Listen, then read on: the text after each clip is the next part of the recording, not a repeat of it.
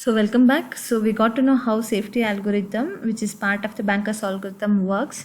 So the first part of the Banker's algorithm, safety algorithm always checks for safetiness of the system. So for that we have 4 steps here. So work and finish, 2 vectors. So in which work have been initialized to available vector, and finish array have been initialized to false initially, which actually shows that so none of the processes have got executed still. So when one completed successfully, you could just make that finish of I position to set to true. So now second step says that find an I such that both finish of I must be false and need of that process should be lesser than the work. Work is nothing but available. So we need to choose the process so whose execution is not yet done. So that's why finish of I is equal to false, and need of that, need will say that the number of resources required by the process I. So if he needs the number of resources which is lesser than the available, then we could just allocate all the processes if that holds good. So if that condition is true, it comes to the third step. So we need to allocate the resources to the process, so get it done. Once he just finishes the job, so he's just going to release all the resources back. We need to just add all the released resources back to the available. So that new updated work will be work plus allocation of I. So work is nothing but available, so that new available is equal to the previous availability plus the one which got released by the process I. So that is allocation I. And we need to set the finish of ith process to be true. So this will be repeated. Go to step 2 back. So we need to check with the second process, and we need to do the same steps again until all the processes finishes their job. So finally, if finish of all the I processes set to true, then you can just say that all the processes have got successfully done and the system is in safe state.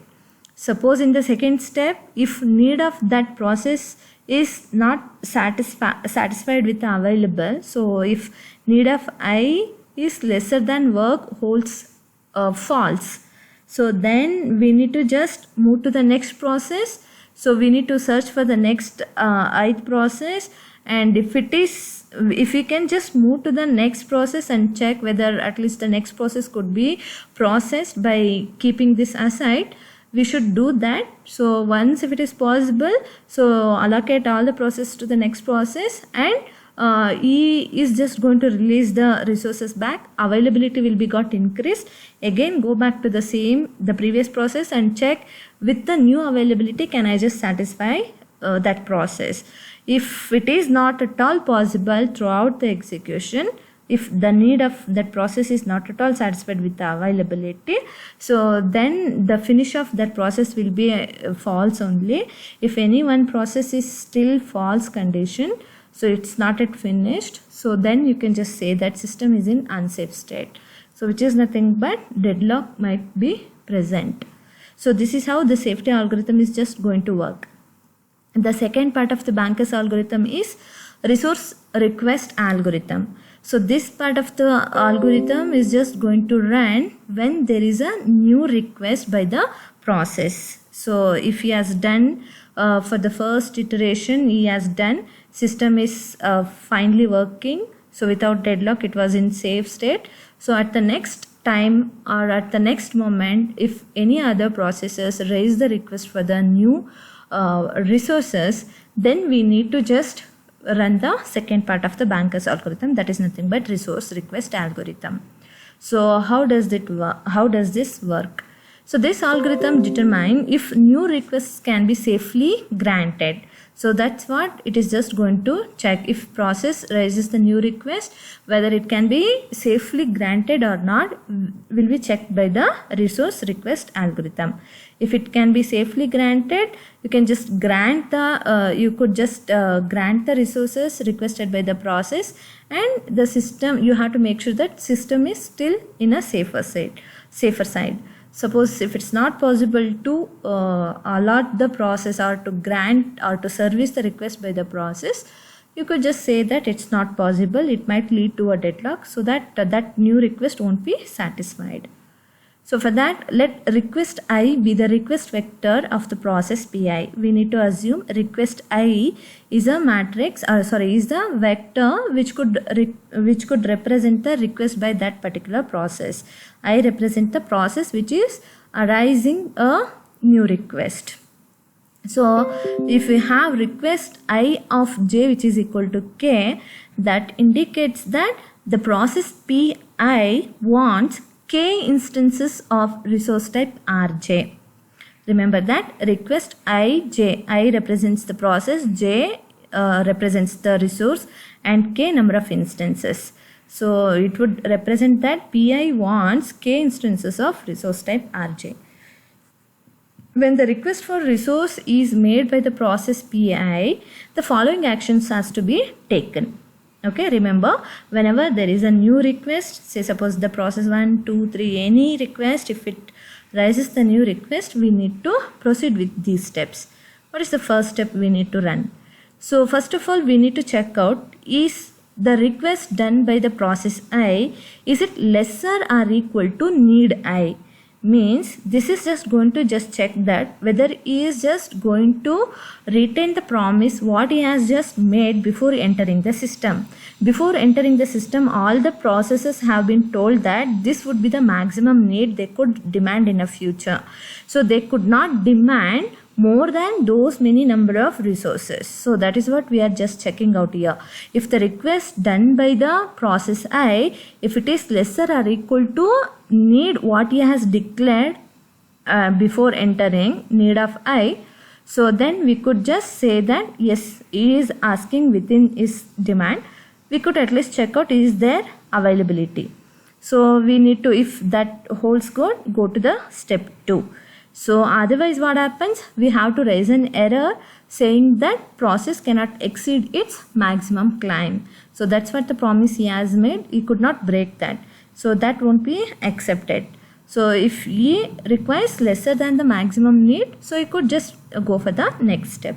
So again check that if the request made by ith process, is it currently available? Is it lesser or equal to available?